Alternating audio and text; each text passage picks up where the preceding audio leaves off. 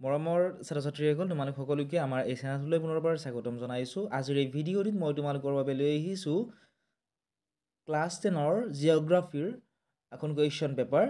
তোমালোকক মই কেইটামান কুৱেশ্যনৰ আনচাৰো কৰি দিছোঁ, ভিডিঅ'টি শেষলৈকে চাই থাকিবা।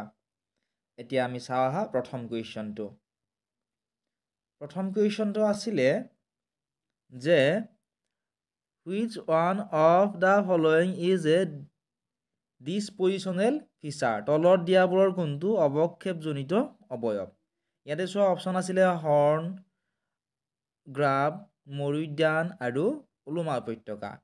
এই গোটেইকেইটা অপশ্যনৰ ভিতৰত শুদ্ধ উত্তৰটো হৈছে অৱক্ষেপজনিত অৱয়ব হৈছে গ্ৰাব। অপশ্যন নম্বৰ বি হ'ব এই কুৱেশ্যনটোৰ শুদ্ধ উত্তৰ। ঠিক আছে, নেক্সট কুৱেশ্যনটো চোৱা। Question number B. In which of the following regions is located the Great Lake region of USA? তলৰ কোনটো অঞ্চলত আমেৰিকা যুক্তৰাষ্ট্ৰৰ বৃহৎ হ্ৰদ অঞ্চল অৱস্থিত? অপশ্যন আছিলে আপেলেচিয়ান উচ্চভূমি অঞ্চল, ৰকি পাৰ্বত্য অঞ্চল, কেলিফৰ্ণিয়া উপত্যকা অঞ্চল আৰু মধ্য সমভূমি অঞ্চল।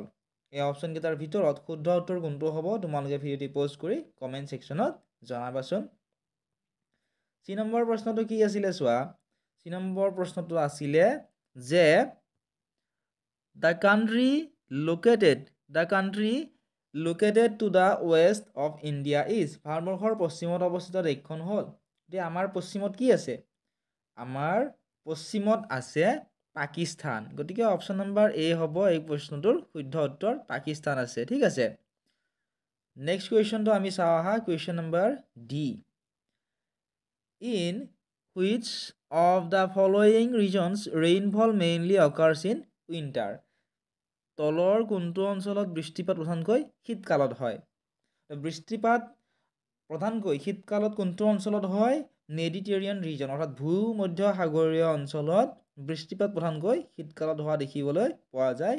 গতিকে অপশ্যন নম্বৰ 3 হ'ব এই কুৱেশ্যনটোৰ কাৰেক্ট আনচাৰ। নেক্সট হোৱা তোমালোকে question number E. What is the name of the capital of Japan? জাপানৰ ৰাজধানীখনৰ নাম কি? অপশ্যনবিলাক আছিলে নিউয়ৰ্ক, টকিঅ', ৱাশ্বিংটন DC আৰু দেলহি। জাপানৰ যিখন ৰাজধানী, সেই ৰাজধানীখনৰ নাম হৈছে টকিঅ'। ঠিক আছে, অপশ্যন নম্বৰ বি হ'ব শুদ্ধ উত্তৰ। নেক্সট কুৱেশ্যনটো তোমালোকে চোৱা। Question number F. Which of the following is the largest continent in the world? তলৰ কোনখন মহাদেশ পৃথিৱীৰ ভিতৰত সৰ্ববৃহৎ? পৃথিৱীৰ ভিতৰতে সৰ্ববৃহৎ মহাদেশখনৰ নাম হৈছে এছিয়া। ঠিক আছে, অপশ্যন নম্বৰ এ হ'ব অপশ্যন নম্বৰ বি হ'ব এই কুৱেশ্যনটোৰ শুদ্ধ উত্তৰ। নেক্সট তোমালোকে চোৱা 2 নম্বৰৰ পৰা একেটা কি দিছিলে, মেনশ্যন ওৱান ইৰেশ্যনেল ফিচাৰ ক্ৰিয়েটেড বাই উইণ্ড। বতাহে সৃষ্টি কৰা এটা অসহ্যজনিত অৱয়ৱৰ নাম উল্লেখ কৰা। 3 নম্বৰ প্ৰশ্নটো আছিল যে ভূ আকৃতিক প্ৰক্ৰিয়া কাক বোলে? নেক্সট 4 নম্বৰ প্ৰশ্নটো আছিল name the mountain range lying between Asia and Europe. Asia আৰু ইউৰোপৰ মাজত অৱস্থিত পৰ্বতমালাটোৰ নাম লিখা। এছিয়া আৰু ইউৰোপৰ মাজত অৱস্থিত পৰ্বতমালাটোৰ নাম হৈছে ইউৰাল পৰ্বতমালা। Question number 5। Right one name of the greenhouse gases. সেউজ গৃহ গেছ এবিধৰ নাম লিখিব দিছিল। গতিকে সেউজ গৃহ গেছ এবিধৰ নাম আমি লিখিব পাৰোঁ কাৰ্বন ডাই অক্সাইড। ঠিক আছে, তোমালোকে pre board exam, half yearly exam, pre test exam সকলোবোৰ এক্সামৰ কুৱেশ্যন পেপাৰৰ উত্তৰসমূহৰ ভিডিঅ' আমাৰ পেইড টেলিগ্ৰাম গ্ৰুপত পাবা। লগতে প্ৰত্যেকটো ছাবজেক্টৰে প্ৰত্যেকটো লেশ্যনৰে তোমালোকে MCQসমূহ আমাৰ পেইড টেলিগ্ৰাম গ্ৰুপত পাই যাবা PDF হিচাপত। যিসকল ছাত্ৰ ছাত্ৰী এতিয়ালৈকে জইন হোৱা নাই, তোমালোকে ডেছক্ৰিপশ্যনত দিয়া প্ৰথম লিংকত ক্লিক কৰি জইন হৈ ল'বলৈ নাপাহৰিবা। কিবা যদি সুধিবলগীয়া থাকে ডেছক্ৰিপশ্যনত দিয়া হোৱাটছআপ নাম্বাৰটোত বা স্ক্ৰীণত দেখা হোৱাটছআপ নাম্বাৰটোত তোমালোকে কল কৰি বা মেছেজ কৰি সুধিব পাৰিবা। নেক্সট কুৱেশ্যন আমি চাওঁ আহা। Question number 6। কুৱেশ্যন নম্বৰ 6ত আছিল ৰাইট ওৱান কেৰেক্টাৰিষ্টিক্স অফ ডিছাছ ভেজিটেশ্যন। পৰ্ণপাতী উদ্ভিদৰ এটা বৈশিষ্ট্য লিখিব দিছে। মই সৰুকৈ লিখি দিছোঁ চোৱা। পৰ্ণপাতী উদ্ভিদৰ পাত বছৰত এবাৰ সৰি যায় আৰু বসন্ত ঋতুত পুনৰ ওলায়। এইটো হৈছে পৰ্ণপাতী উদ্ভিদৰ এটা বৈশিষ্ট্য। নেক্সট আমি চাওঁ question number 7। Right name of the second highest mountain on earth. পৃথিৱীৰ দ্বিতীয় উচ্চতম শৃংগটোৰ নাম লিখা। পৃথিৱীৰ দ্বিতীয় উচ্চতম শৃংগটোৰ নাম হৈছে গডউইন অষ্টিন। ঠিক আছে, তোমালোকে এনেকুৱা ধৰণে লিখি ল'বা। নেক্সট তোমালোকে কেইটা চাই যোৱা। কুৱেশ্যন নম্বৰ 8 আছিল name the largest island of Japan, জাপানৰ সৰ্ববৃহৎ দ্বীপটোৰ নাম লিখিব দিছিল।